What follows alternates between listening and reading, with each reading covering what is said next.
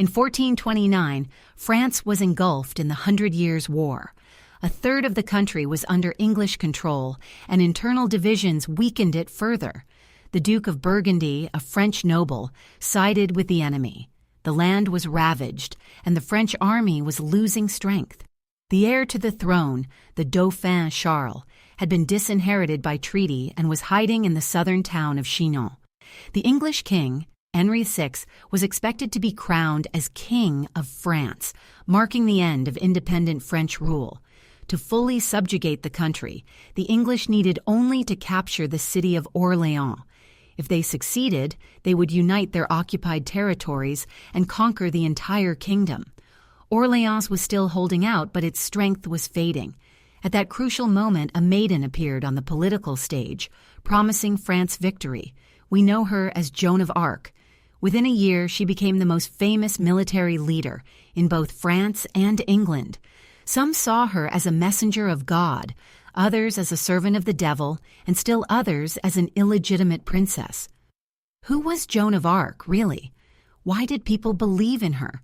Why was she betrayed by those she risked her life for? And what does Bluebeard have to do with it? Let us begin. And so the liberation of Orléans began.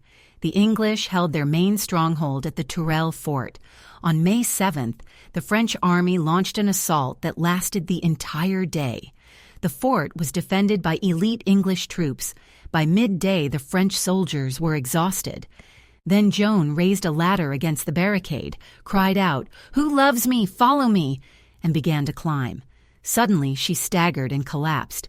An arrow had struck her right shoulder. Pulling it out herself, she returned to the front, shouting to the soldiers to follow her boldly. The French forces, inspired and reinvigorated, stormed the barricades.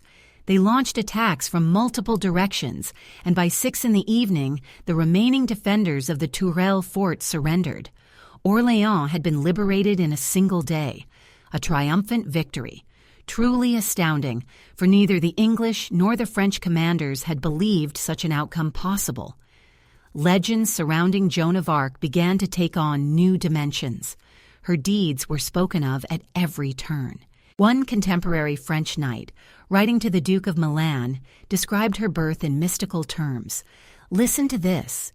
She was born on the night of Epiphany, when all Christians joyfully praise the works of Christ. The people were seized by an inexplicable joy, and not knowing of the maiden's birth, they ran back and forth asking each other what had happened. Some felt a strange and unprecedented delight in their hearts, and the roosters, like heralds of glad tidings, crowed for 2 hours as never before, beating their wings as if proclaiming a great event. To the medieval mind, this was no ordinary tale. The Epiphany, celebrated on January 6th, was one of the holiest Christian feasts. The singing of roosters in this context symbolized not only the coming of a new day, but the defeat of evil. There was even a belief that on the night of Christ's birth, roosters sang without ceasing. Thus, in the knight's letter, even Joan's birth was framed as a miracle. And yet neither Joan herself nor her family or godparents ever claimed that she was born on this day. Why not if it was such a powerful omen? Most likely, this too was a later myth. What do we actually know about her birth? That in early 1431, she was 19 or thereabouts. For this reason, most historians place her birth in 1412. However, in 1904, Pope Pius X issued a decree officially recognizing January 6, 1409, as her birth date. Still, it's quite likely she was born 3 years later. From the lifting of the siege of Orléans followed a whirlwind of astonishing victories. Within just a week, the French achieved one success after another. Near the village of Patay, they captured 200 men, including the renowned English commander Sir John Talbot, a name that had once instilled fear in the hearts of French soldiers. As a result, the entire central Loire Valley was freed. The English, terrified, ceased their offensives and began fortifying Paris. This marked a turning point in the 100 Years' War. France rejoiced. The people adored Joan. Many claimed that these victories were hers alone, though in truth they were orchestrated by experienced military leaders. Still, under her banner marched volunteers willing to fight without pay. Soldiers openly declared they would follow her anywhere. Her influence among the populace grew ever stronger, and this deeply unsettled the ruling elite. After a week of victories, the army moved toward Reims. The odds were not in their favor. They had no artillery, no siege engines, and no money for supplies. But if successful, they could cut the Burgundians off from the English and carry out the coronation. They crossed the English-held Auxerre and reached Troyes. The city refused to surrender. The army waited, hungry and weakened. The Dauphin was ready to turn back, but Joan promised to resolve everything. She mounted her horse and began preparing for a siege. Soldiers filled the ditches, erected barricades, and their determined activity, led by the famed messenger of God, unsettled the townspeople. Some even claimed, "I saw white butterflies flying around her." In the end, Troyes surrendered without a fight. The townsfolk were unharmed, and the Anglo-Burgundian garrison was released without resistance. The surrender of Troyes had an incredible effect. The next city yielded on the same terms. On July 16th, they entered Reims. The opposition forces quickly dispersed and abandoned the city. The result? In just under 3 weeks, nearly 300 kilometers had been covered without the destruction of a single town and without a major battle. On July 17, 1429, Charles was crowned in Reims Cathedral. The ceremony was not lavish, but all the proper rites were observed. At last, France had a crowned king, Charles VII. Interestingly, Joan's protector, mentor, and the military leader of her militia was Baron Gilles de Rais.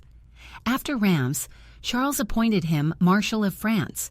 This same Gilles de Rais is considered one of the historical inspirations for the tale of Bluebeard. 10 years later, he would be accused of horrific serial murders and executed, though modern scholars continue to dispute these charges. The English were advancing, and the Dauphin remained in Chinon. In the village of Domremy lived JOAN, who at 17 traveled to the fortress of Vaucouleurs and sought out Captain Robert de Baudricourt. She asked him for an escort and horses to reach the Dauphin. What do we know about her? Joan was not the poor shepherd girl often portrayed in legend.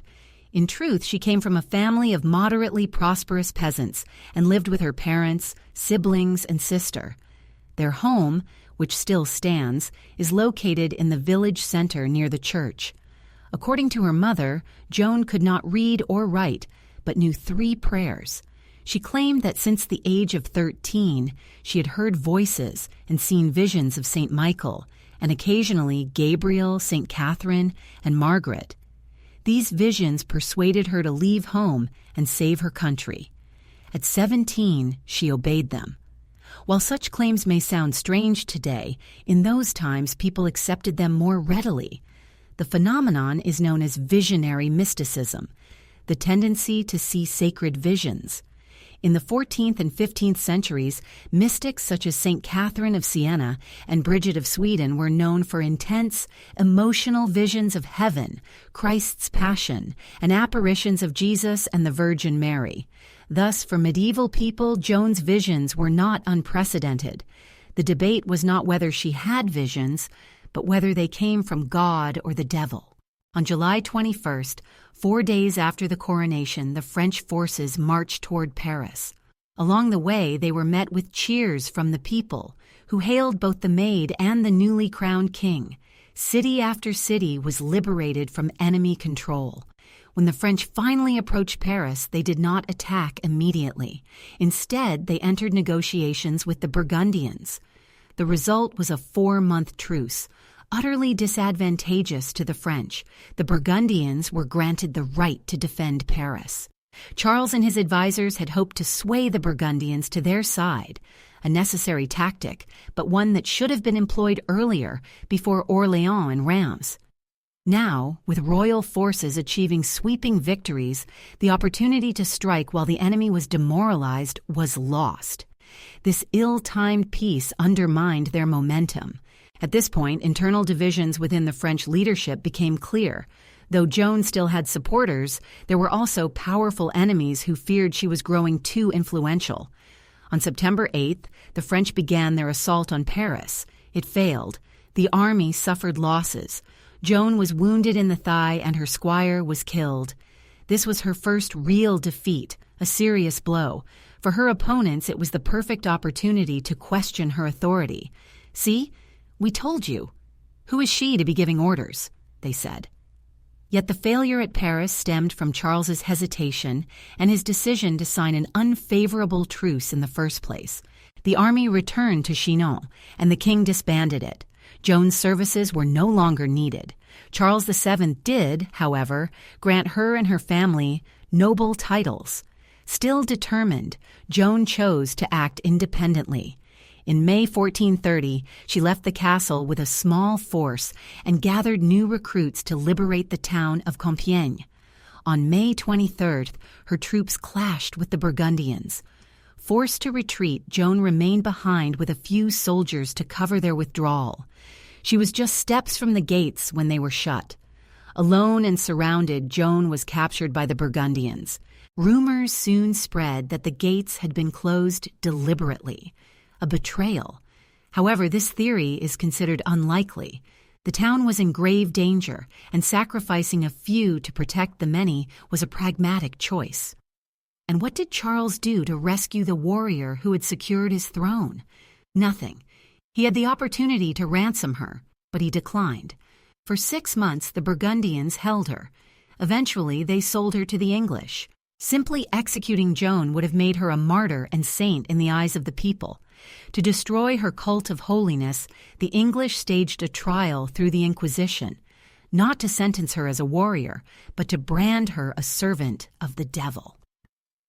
During her year in captivity, Joan attempted to escape twice but failed. Her case was handled by a tribunal of 132 members: cardinals, bishops, theologians, abbots, and priests. The chief judge was Bishop Pierre Cauchon. Initially, Joan faced 70 charges, but in the end, the court focused on 12. Chief among them were her voices and visions, her wearing of male clothing, which was strictly forbidden, her visits in childhood to the fairy tree in Domremy, where she allegedly danced pagan rituals, her supposed seduction of the king, and her refusal to submit to the militant church, meaning she denied the tribunal's authority to judge her.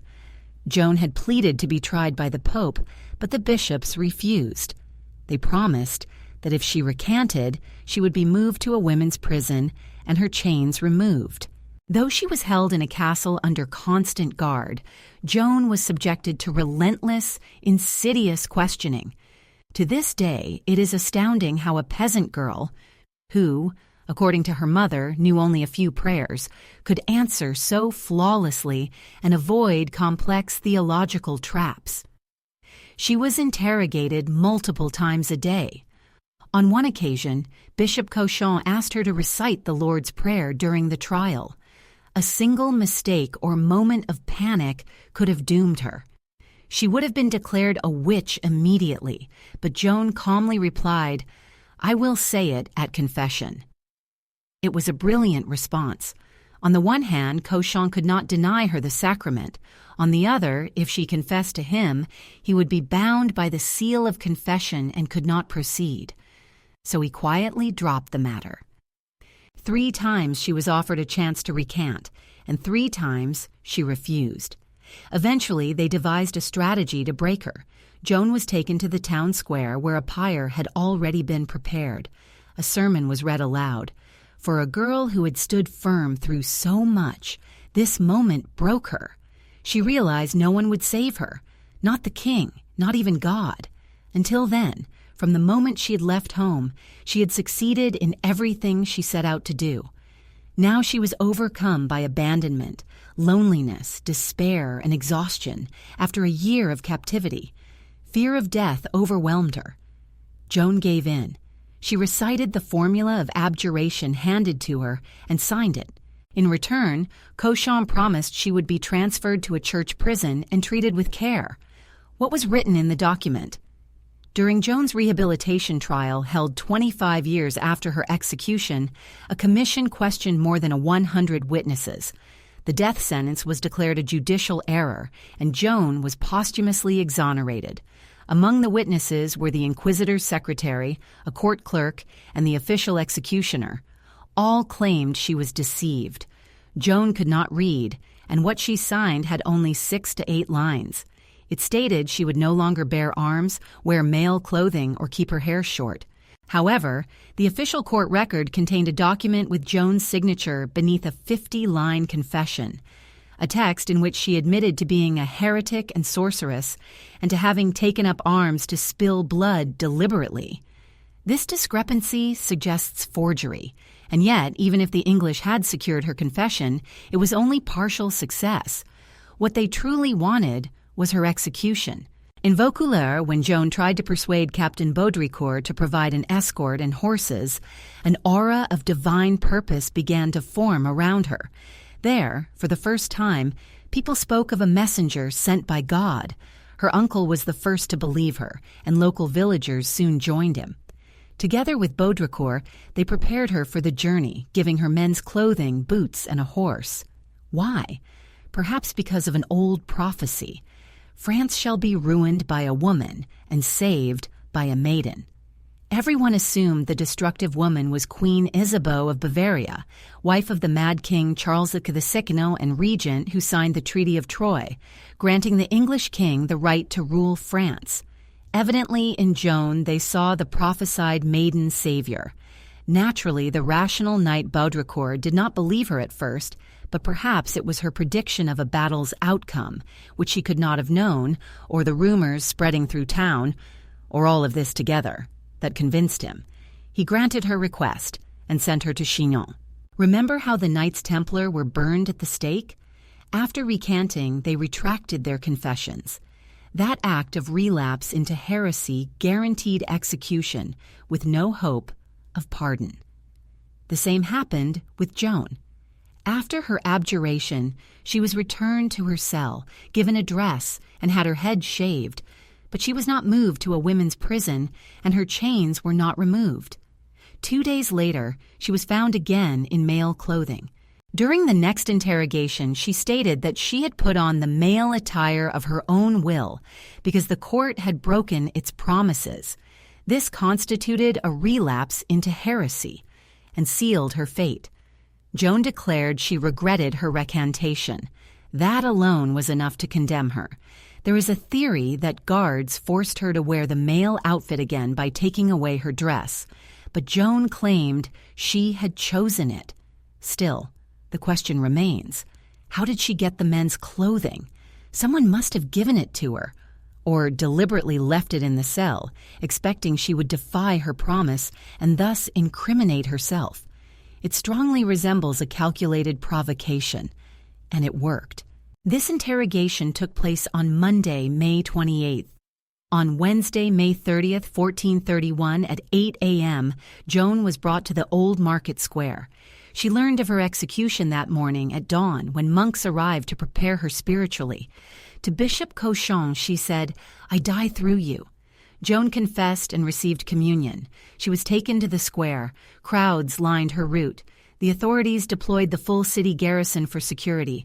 120 soldiers guarded the cart carrying the 19-year-old girl, while 80 stood watch in the square. Cauchon read the sentence aloud. The royal judge refused to do it. The crowd was already restless with the delay. Joan was handed over to the executioner. Do you remember Gilles de Rais, her comrade in arms and the man later associated with the legend of Bluebeard? He desperately tried to save her. He gathered a force of mercenaries and set out for Rouen. But it was too late. The flames consumed Joan of Arc's body, and her ashes were scattered into the Seine. Once, she had said, "I know nothing of whether God loves or hates the English, or what he will do with their souls, but I do know for certain that they will be driven from France, all except those who die here, and God will grant the French victory over them." And do you know what happened next? In the autumn of 1453, the 100 Years' War ended with a French victory. the last English stronghold in Bordeaux surrendered. The only French territory left in English hands was the port of Calais. The war was over. Armed conflict ceased, and France began to heal. Centralization of power strengthened the kingdom. In contrast, civil war erupted in England. The Wars of the Roses had begun. In 1920, the Catholic Church canonized Joan of Arc and declared her a saint. People still view her in different ways. Some consider her mad, others a messenger of God. But perhaps that isn't what matters most. What matters is that she was exactly the person the French people needed at that moment in history. Joan spent 11 days on the road. Half the route was through enemy-held territory controlled by the English and Burgundians, yet she successfully passed with a few escorts. She now sought an audience with the future king. She arrived in Chinon to meet the Dauphin Charles, who initially hesitated. Before meeting her, he ordered an investigation. To verify her virginity, a crucial requirement for the title maiden, Joan was first examined by a midwife. Then she was questioned by clergymen. Only after passing these tests was she granted an audience with the Dauphin. At last, the long-awaited meeting took place, a moment she had tirelessly pursued. This episode is well known and is often described with dramatic flair. More than 300 people were present, the hall illuminated by 50 torches. In a letter Joan had sent to Charles before their meeting, she claimed she would recognize the Dauphin among others. To test her, Charles hid in the crowd while a courtier was seated on the throne. Yet Joan identified him instantly, declaring that God had sent her to save the kingdom and crown him. The event left a deep impression on all who witnessed it. However, when we examine this account critically, questions arise. The number 300 people seems doubtful. Contemporary chroniclers do not mention such a grand assembly. Even the 7 witnesses questioned after Joan's death said nothing about it. Letters sent by Charles's advisors to foreign rulers contain no mention of a formal gathering of this scale. The main source for this version is Joan's own statement during her 4th interrogation by the Inquisition on February 27th, while she was in captivity. Asked whether the voices she heard were accompanied by light, she responded that they came with a bright light. When asked whether there was light present during the vision, she said there were over 300 knights and 50 torches, not counting the heavenly light, and that her revelations were rarely without light. Clearly, she was describing the atmosphere of her visions, not the actual meeting with the king. Joan specifically mentioned knights, yet a real audience with the Dauphin would have included nobles of higher rank, ladies of the court, and other dignitaries. This discrepancy suggests that the claim about the number of people was a mistake or misinterpretation. Besides, why would Charles receive her in front of so many people when he was still skeptical? Even after the meeting, he subjected her to 2 more weeks of questioning before allowing her to join the army. It is unlikely he would have invited a crowd of 300 to witness their first encounter. More plausibly, about 20 to 25 close associates were present, and though she did recognize Charles, the task may not have been as miraculous as it seemed. It's possible she had been shown his likeness beforehand. Joan only stated that her voices told her who the king was. She never mentioned being tested in this way, which seems strange if such a ruse had actually taken place. There's also reason to doubt that Charles himself would risk participating in such a test. Had Joan failed to recognize him, rumors could have spread that he was not the legitimate heir. Nevertheless, the story of the Dauphin's recognition by a divinely guided maiden quickly became popular in France. It served both Joan and Charles, reinforcing her divine mission and his legitimacy. Whether this version was deliberately spread or emerged organically is unknown, but belief in the maid grew stronger. She was given an army and sent to lift the siege of Orleans. Detailed accounts of her arrival in the city survive. As she entered, the people greeted her as a saint, crowding to touch her or even her horse. Even before Joan had proven herself in battle, it was clear that enormous hopes had been placed upon her. A gust of wind blew back her banner, interpreted as a sign. In the crowd, someone accidentally set fire to her standard, but she deftly extinguished the flames. Only a remarkable warrior could have done